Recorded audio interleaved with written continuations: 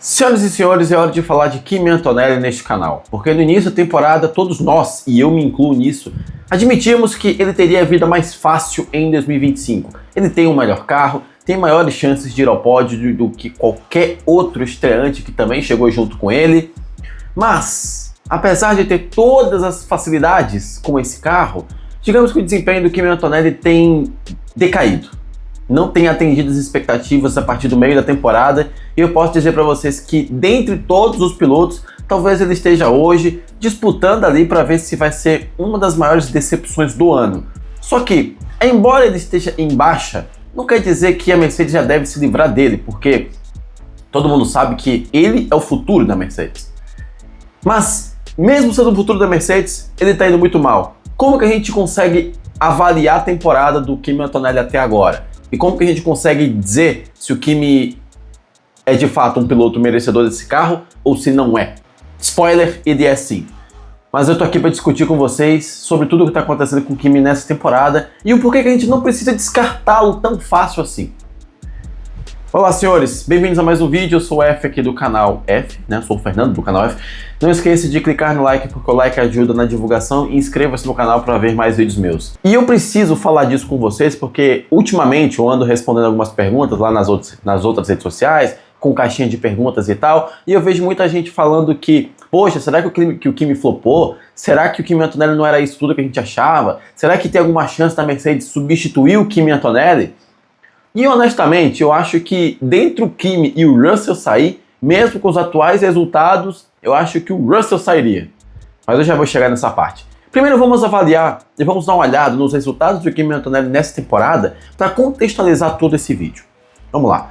No início do ano, a partir do GP da Austrália, ele chegou respondendo todas as expectativas. Quarto lugar na primeira corrida, com chuva. Sexto lugar no GP da China, sexto lugar no GP do Japão, fez uma boa corrida no Bahrein, porém chegou em 11º, sexto lugar no GP da Arábia Saudita e sexto lugar de novo no GP de Miami.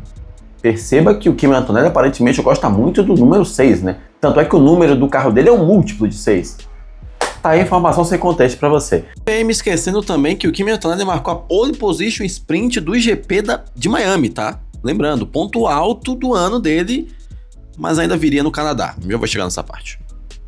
E nesse momento, todo mundo dizia, inclusive eu, olha lá, tá vendo, né? Você aí que falava mal do Kimi Antonelli, olha só o piloto que a Mercedes tem, um piloto regular, um piloto consistente, um piloto que não erra, um piloto que tudo dá certo para ele. A Mercedes não errou em dar chance pro Kimi Antonelli, já que muita gente falava que, poxa, mas como assim um piloto que não ganhou a Fórmula 2 vai receber um carro muito melhor do que o carro do Bortoleto, por exemplo?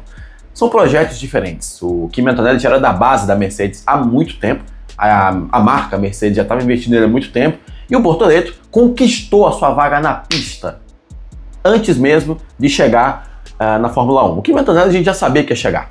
O Bortoleto conquistou na pista, de fato, com títulos, e foi muito merecido, tá? Antes que alguém fale, poxa, vai fazer um vídeo defendendo o Kimi Antonelli só porque é gringo. Não invente de falar isso, tá? Eu tô aqui falando bem do Bortoleto com muitos méritos, porque ele conquistou na pista desde 2023, tá? Deixando bem claro. E bem, nesse momento, até a sexta corrida, que coincidência, ninguém falava um A do Antonelli. E aí chegamos na fase europeia. Porque em Imola ele teve um DNF por problemas no seu acelerador, foi pro GP de Mônaco. GP de Mônaco terrível para Mercedes. Terminou em 18º, 3 voltas atrás do líder, um desastre, mas tudo bem, acontece. E chegamos também no GP da Espanha, em que o carro dele apaga durante a corrida, ele vai direto para a brita e não consegue retornar. Mas tem um alento logo depois, porque esse tipo de coisa acontece. Terceiro lugar no GP do Canadá, a Mercedes tinha um foguete lá no Canadá, e o Kimi Antonelli se aproveitou muito bem disso. O Russell venceu a corrida, o Verstappen chegou em segundo, e ele conquistou seu primeiro pódio da Fórmula 1. Lá. Mas bem, a partir daqui a gente imaginava que a carreira do Antonelli ia voltar a ser o início da temporada. Apenas umas 2 ou 3 corridas de azar e depois novamente regularidade. Mas infelizmente não, porque ao que parece, o Kimi Antonelli resolveu recuperar os pontos que ele perdeu e evitar aparecer no vídeo do Primeira Fila Fórmula 1 de pontos perdidos no final da temporada. Só que só piorou tudo. Porque na largada do GP da Áustria, ele encontrou o Verstappen e acabou eliminando não só ele, como também o holandês. E no GP da Inglaterra, o Radiak não estava enxergando nada com o spray na cara dele, acabou acertando a traseira do Radiak durante a corrida e eliminou os dois. Dessa vez não teve culpa o Antonelli, também foi vítima do azar, além das quebras do carro da Mercedes. No GP da Bélgica, ele não teve boas classificações, largou em 18º e chegou também, chegou em 16º. E teve até uma cena que o Kimi Antonelli estava bem emocionado após ser eliminado antes do Q3. Estava bem triste mesmo a situação, dava para ver que ele estava sentindo a pressão. E ele ainda está sentindo a pressão, mas ele está tentando se adaptar no meio disso tudo, como se fosse um diamante que, assim, com um grande ambiente de pressão, ele consegue se formar. Formação geomorfológica para vocês aqui. Fomos ao GP da Hungria, ele chega a marcar o 10º lugar e no GP da Holanda, novamente, ele não vai tão bem, larga em 11º, chega em 16º. Vai gostar do número 6 lá longe, Kimi Antonelli. E não, eu não esqueci que o Antonelli encontrou Leclerc no GP da Holanda e acabou fazendo isso aí, eu não esqueci. Mas bem, tá dentro daquilo que a gente já falava do Kimi tá tentando recuperar o tempo e os pontos perdidos e acabou exagerando na dose. E menos mal que no GP de casa ele conseguiu pontuar também, chegou em 9º lugar, mas ainda não é o suficiente para ele. Quer dizer, na verdade não é o suficiente para ele e não só, e pra gente aqui também, sabe? Não é suficiente também pra Mercedes, porque ela ainda tá brigando pelo 2º lugar no campeonato de construtores e o Kimi Antonelli, pelo fato de ser novato e ainda tá se adaptando, não está mantendo aquela regularidade de pontos que vai fazer falta para a equipe no final do ano. Lembre-se, a Ferrari tem Hamilton e Leclerc, dois pilotos super experientes e rápidos, enquanto a Mercedes está aproveitando esse último ano de regulamento 2022 de efeito solo, já para colocar o Antonelli para se preparar para o ano que vem. E aí vem um grande ponto da Mercedes não precisar se livrar do Kimi Antonelli e, na minha opinião, não poder fazer isso, por uma questão de justiça com o próprio piloto. E eu digo isso com base em números, tá? Porque o Antonelli está 4 pontos atrás do Alexander Albon, que é um piloto muito mais experiente que ele, porém numa Williams, enquanto a Mercedes está 20 pontos atrás da Ferrari. E aí que vem o grande ponto. Por que a Mercedes não pode se livrar do Antonelli ainda? Porque existe um conceito, pelo menos na minha cabeça, que é: o Antonelli não pediu para estar onde está. A trajetória natural de piloto iniciante ou piloto novato é você colocar ele numa equipe de meio de grid para ele se adaptar e depois subir para uma equipe de topo de grid. Como é o caso do que está acontecendo com o Bortoleto, como está acontecendo com o Berman, como está acontecendo com o Radiak. Só que no caso dele, foi uma questão de urgência para a Mercedes. Ela já estava construindo toda a trajetória do Kimi para subir para a Fórmula 1. Só que, por um lado, o Hamilton foi embora para a Ferrari. Do outro, a Williams fechou a porta. Não! Chega de ser equipe satélite da Mercedes, agora nós vamos escolher nossos próprios pilotos. Foi lá e pegou o Sainz. A única vaga que sobrou para a Mercedes fazer alguma coisa foi para o Kimi Antonelli. Não tinha outro. A gente sabia que ele iria para a Mercedes, a gente só não sabia quando. E terminou que tudo contribuiu para ele chegar justamente numa equipe de topo, sendo um dos pilotos que eram sensações na base, né? Porque ele ganhou tudo na base. Já fiz um vídeo sobre ele aqui no canal, se você quiser pesquisar. Então, se você querer credenciamento para ele, de fato, ir para Mercedes, ele tem, ganhou tudo. Pulou a Fórmula 4, foi direto para a Fórmula 2, começou mal na Fórmula 2, depois se adaptou, e agora está nesse, como nós dizemos aqui na Bahia, não sei se é uma expressão ofensiva, mas um rabo de foguete. É a Mercedes, gente. É a Mercedes. Você sabe que vai ter um carro rápido e você tem que se adaptar com isso, não importa o que aconteça. Tudo bem que ela está oscilando bastante e tal, embora o Russell pareça que isso não está acontecendo, porque o cara é inacreditável. Toda a corrida é quarto, quinto, terceiro, vitória, pódio, não importa o que aconteça. E aí você colocar o Kimi Antonelli, comparar o Kimi Antonelli com o Russell, é difícil, rapaziada. O Kimi está tomando 15-1 em classificação e 16-0 em corridas. O Russell é um piloto muito diferente. E por que eu acho que, mesmo nesse cenário, a Mercedes se livraria do Russell mais do Russell do que o Antonelli, caso o Verstappen, por exemplo, chegue em 2027. Porque o Kimi Antonelli é o Verstappen da Mercedes. Lembre-se, a Mercedes sempre quis o Verstappen, só que ele foi para a Red Bull porque teria um carro por lá e assim construiu toda a sua carreira. A Mercedes tinha contato com o Verstappen e estava negociando, só que perdeu de novo para a Red Bull. Então ela sempre esteve caçando um novo Verstappen na base, para investir na carreira dele e carregar o piano da equipe nos anos seguintes. Ela achou. é o Kimi Antonelli. Apesar de estar fazendo essa temporada, é o Kimi Antonelli.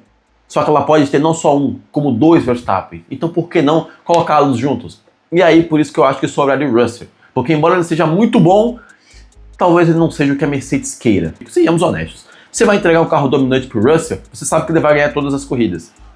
Você sabe que ele vai ganhar as corridas. Mas no caso do Verstappen, você tem certeza que ele vai ganhar as corridas.